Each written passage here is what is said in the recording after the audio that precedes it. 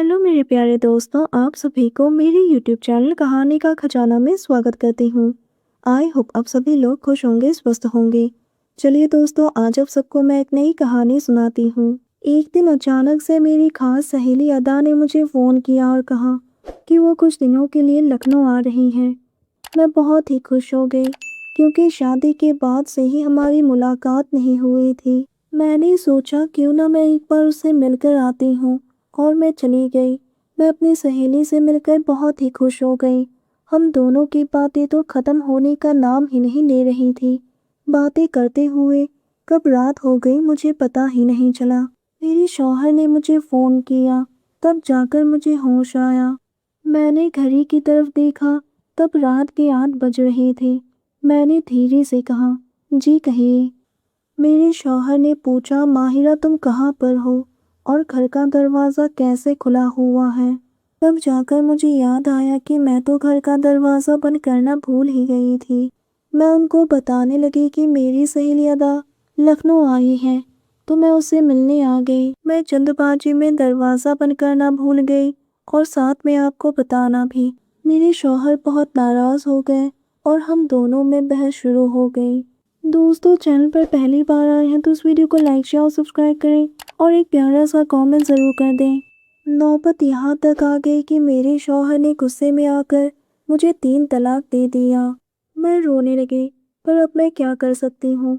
मेरा तो तलाक हो गया और मैं अपने अम्मी के घर आ गई।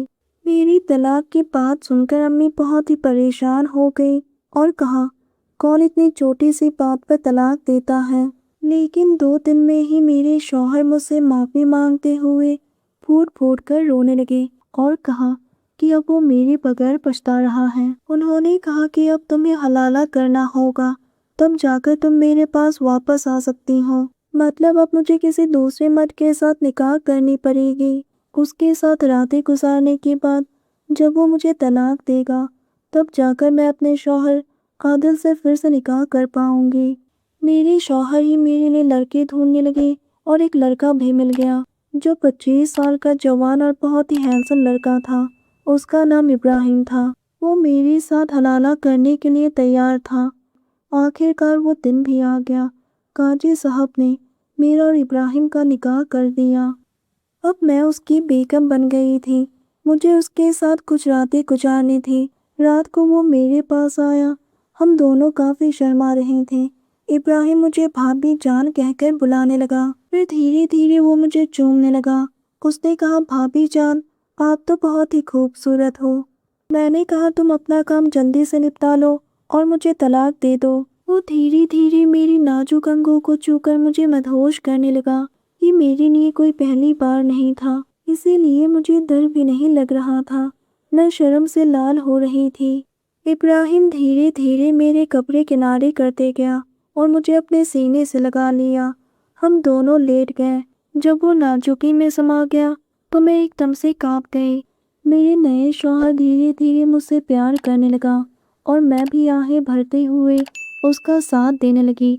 मुझे भी अच्छा लग रहा था। धीरे धीरे मेरा दिल खुश होने लगा। मुझे बिल्कुल ही अंदाज़ा नहीं था कि मेरा नया शौहर मुझे इतना खुश कर देगा। मैं तो उसे बच्चा समझ रही थी, लेकिन वो तो कुछ और ही निकला। उसने तो मुझे गलत तरह के सुख से पहचान करवाया। 2 घंटे के बाद जाकर हम दोनों ही शांत हो गए। सुबह जब धूप की रोशनी हमारे चेहरे पर पड़ी, तब जाकर हमें होश आया। मैं उसकी बाहों में थी। उसने मेरे होठों को धीरे से चूम लिया और कहा, अब बताओ भाभी जान, तुम मेरे साथ रहना चाहती हो या अपने शौहर के साथ। मैंने भी मुस्कुराते हुए कहा, मैं पहली बार एक अलग तरह के सुकून महसूस कर रही हूँ। अगर तुम मुझे माहिरा कहकर बुलाओगे तो मैं हमेशा के लिए तुम्हारे साथ ही रह जाऊंगी। 2 दिन के बाद मेरे शौहर ने मुझे फ़ोन किया तो मैंने कहा, आदिल तुम अपने लिए कोई नई बेगम ढूंढ लो। अब तो मैं इब्राहिम के साथ ही रहूंगी। अब तो 10 साल हो गए हैं। आज भी इब्राहिम और मैं, हम दोनों अपनी खुशहाल ज़िंदगी जी रहे हैं। दोस्तों, आप सबने अपना कीमती समय निकाल कर इस वीडियो को सुना, इसके लिए आप सभी को धन्यवाद करती हूँ। धन्यवाद दोस्तों।